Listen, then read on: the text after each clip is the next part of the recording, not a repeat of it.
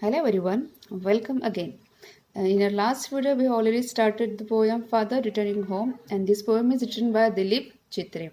In our last video, we already seen that how the father came from his office late evening by train, and while traveling by train, how the commuters were not interested to speak with each other, and also there was the suburban area, and in that and while passing by that area the father was not interested to look or to give look to that new area, and how his pant and shirts were soggy, how he just got off from train, and how he was just eager to meet his family members, and while instead of having muddy chappal, he just started walking fast because he was just wanted to meet his family members as soon as possible. But while reaching home, लेकिन जैसे ही वो घर में पहुंचते हैं at that time what's happen over there कि वहां पर ऐसे होता है he was being just served बस weak tea and stale chapati means उनको मतलब विक्ड इन द सेंस कि चाय बहुत देर से शायद से बनाई चुकी है चाय वो चाय उनको सर्व की जाती है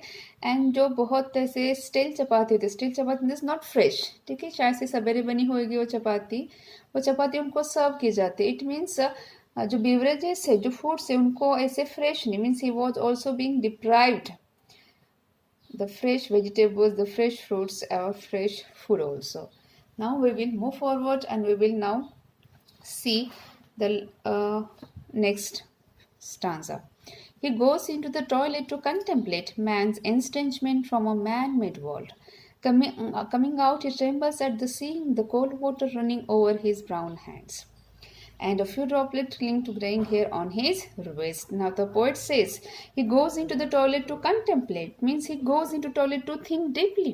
यहाँ पर पोएट ऐसे बोल रहे कि ये जो फादर है फादर टॉयलेट में जाते हैं सोचने के लिए and why he is thinking why he just need to go to toilet to think deeply because what he thinks he didn't find any peaceful place in his home in outside also and that's why he just goes in that toilet to think deeply. यहाँ पर जो poet कह रहे हैं कि जो father toilet में जाते हैं सोचने के लिए and what he is thinking वहां पर जाकर वो क्या सोच रहे हैं he is thinking that man's estrangement from a man-made world. It means how the man has become aloof from this society. मतलब यहाँ पर पोएट हमें कह रहे हैं कि किस तरीके से एक इंसान ने दुनिया बनाई है that is called man made world और कैसे इस इंसान से भरी दुनिया में जिसने इंसान नहीं बनाई है जिस दुनिया को इस इंसान ने खुद से संवारा है सजाया है लेकिन इसके बावजूद भी इंस्टेड ऑफ दैट किस तरीके से यहाँ पर इंसान इंसानों से अलग हो रहा है it means that estrangement it means that कि इंसान इंसान से अलग हो रहा है इसका मतलब ये भी कि शायद से यहाँ पर ह्यूमैनिटी नहीं है शायद से यहाँ पर उतनी फ्रेंडशिप नहीं है लोगों के बीच में या फिर यहाँ पर इंसान एक दूसरे के बारे में नहीं सोचते और कहीं ना कहीं इन सब बातों को सोचने के लिए the father goes to toilet father toilet में जाते और डीपली सोचते हैं यहाँ पर कंटेम्पलेट का मतलब है बहुत गहरा सोचना and what he thinks कि how the man has been separated from this man-made world और वहाँ पर जाकर वो क्या सोच रहे हैं कि किस तरह से इंसान जिस इंसान ने ये दुनिया बनाई है और किस तरह से इंसान खुद इंसानों से ही अलग हो रहा है या फिर किस तरह से इंसान एक दूसरे से अलग हो रहे हैं Coming out, he trembles at the sink, the cold water running over his brown hands.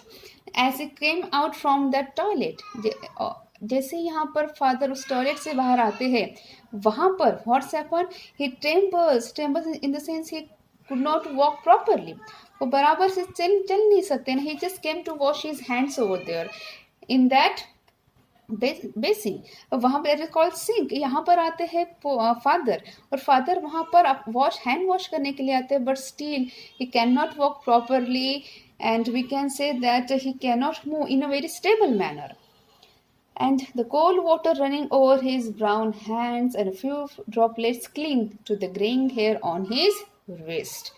Now the poet says, when father came out from that toilet and when he just washed his hand at that sink, at that time, जो कुछ बूंदे होती है वहां से जो पानी की कुछ बूंदें होती है, उनके जो हाथों में जो ग्रे हेयर होते हैं, हाथों के जो बाल होते हैं, वहां पर वो कुछ बूंदे वहां पर वैसे ही क्लिंग इन द सेंस वो वैसे ही वहां पर ठहरी रहती है, वैसे ही वहां पर उनके हाथों के जो बाल है फादर के, वो वहां पर वैसे ही चिपकी हुई रहती है. It means that his the few drops just remain stick on his hands, on his wrist, and his sullen children have often refused to share jokes and secrets with him. Now, the poet is talking about his children, how children behave with his father. Children यहाँ पर अपने father के साथ किस तरीके से behave कर रहे हैं. That his sullen, sullen means very bad temper, जिनका नेचर खराब होता है, जो अच्छे स्वभाव के नहीं होते, that person is called sullen. अब यहाँ पर जो फादर है उनके बच्चे कैसे, sullen children in the sense वो बहुत बुरे हैं उनके बच्चे, इस फादर के बच्चे बहुत बुरे, जिनका नेचर अच्छा नहीं है. And have often refused to share jokes and secrets with him. Whenever father is at home, or whenever father reaches at home after coming out from his office, at that time children are not interested to speak with his parents or to share emotions or feelings with the father. That's why called sullen children.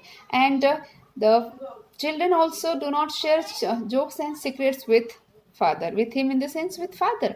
यहाँ पर जो बच्चे हैं father के, वो father के बच्चे कैसे हैं कि वो बच्चे अपने फादर के साथ बहुत रूड बिहेव करते हैं, बहुत बुरा बर्ताव करते हैं, and at the same time वो जोक्स या फिर अपने जो फीलिंग्स, जो सीक्रेट्स है, बच्चे अपने पापा के साथ शेयर नहीं करते हैं.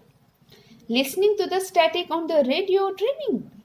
Now this line shows that, ये कह रही है लाइन की जैसे फादर घर वापस आते हैं ऑफिस से, उनको फ्रेश फूड, उनको फ्रेश खाना सर्व नहीं किया जाता, परोसा नहीं जाता. At the same time when the children do not share their secrets or jokes or emotions or feelings with the father, so at the time of sleeping at night, जब रात को फादर सोते हैं तो वहां पर वो क्या करते हैं, he just listen that crackling sound that is called static. Static means crackling sound. वो क्या सुनते हैं, शायद से रेडियो पर भी आवाज बराबर से नहीं आती है, और इसलिए जो आवाज आती है that is called crackling sound आता है, वो साउंड वो सुनते हैं. Actually this line shows that the father is not having proper manner of entertainment, or he is not having also good entertainment at the time of sleeping also. And now what he is dreaming? He is dreaming of his ancestors and grandchildren. Now at the time of sleeping, जब यहाँ पर ये जो father है, वो father जब सोते समय क्या सपना देखते हैं, ड्रीमिंग इन द सेंस सपना देखना. और क्या सपना देखते हैं, ऑफ हिज एंसेस्टर्स, वो अपने एंसेस्टर्स को देखते हैं, पूर्वज जो है उनके, वो उनको देखते हैं. एंड ग्रैंड चिल्ड्रेन मतलब उनके जो पोते हैं या फिर पोती है, वो उनको देखते हैं. Now ancestors and grand children. Ancestor, this word shows the thing about past, and grandchildren, this word shows the things in future. यहाँ पर एंसेस्टर और ग्रैंडचिल्ड्रन जो दो वर्ड्स है वो बता रहे हैं. एंसेस्टर मतलब पुराना जमाना, जहाँ पर वो अपने फादर के पेरेंट्स, ग्रैंड पेरेंट्स के बारे में सोच रहे हैं, और ग्रैंड चिल्ड्रन मतलब ऐसा वर्ड जो अपने फ्यूचर के बारे में सोच रहे हैं. That the ancestor and grandchildren, this two words reflect the time of past and future. Thinking of nomads entering a subcontinent through a narrow pass.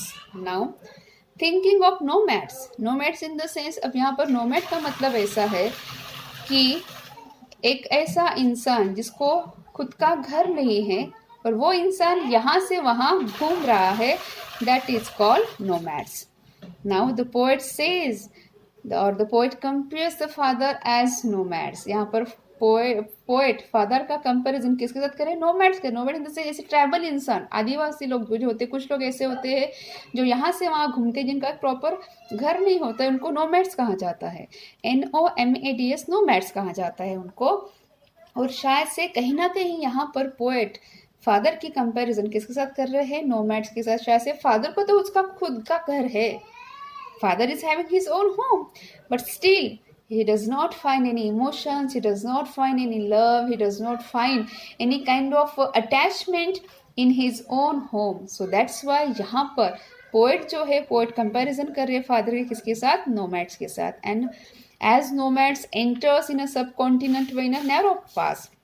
जैसे जो घूमने वाले लोग होते हैं, जो एक जगह से दूसरी जगह जाते हैं, जिनके खुद का घर नहीं होता है, खुद का एक बराबर से ठिकाना नहीं होता है, ऐसे लोग कैसे सब कॉन्टिनेंट मतलब एक शहर में आते हैं, नए शहर में आते हैं, छोटे से रास्ते से। शायद से कहीं ना कहीं यहाँ पर फादर को भी वैसा ही कहा गया है कि father is also just like a nomads. Father को खुद का घर है, लेकिन फिर भी उसके घर में उसकी कुछ वैल्यू नहीं है। ओके, वहाँ पर शायद से उसका कुछ इमोशंस नहीं है, बच्चे उनके साथ प्रॉपरली बात नहीं कर रहे हैं, फैमिली मेम्बर्स उनके साथ प्रॉपरली बात नहीं कर रहे, तो कहीं ना कहीं फादर को लगता है कि ही जस्ट लाइक अ नोमैड्स। और कहीं ना कहीं जैसे एक नोमैड्स होते in this is wanderer person, मतलब घूमने वाले इंसान, जैसे इंसान सबर्बन एरिया में आते हैं एक छोटे से नैरो पैस इन द सेंस छोटे से रास्ते से, कहीं ना कहीं ये जो फादर है वो भी कहीं ना कहीं अपने घर पर आते हैं उन छोटे से रास्तों से, इसी होप के साथ, इसी एक्सपेक्टेशन के साथ कि कहीं ना कहीं उनके बच्चे जो है शायद से उन्हें इमोशंस दिखाए, फीलिंग्स शायद से एक्सप्रेस करे, शायद से लव एक्सप्रेस करे, ग्रेटिट्यूड जो है अपने फादर के लिए वो एक्सप्रेस करे। But unfortunately it doesn't happen with father, and this poem reflects us the tragic picture or the bitter picture of the modern world's old age father or old age person, how they are being neglected, how they are being excluded from the society, and how the family members are avoiding to speak with them, to share their emotions with them. So this is all about the poem. Hope you guys understood this poem. Thank you.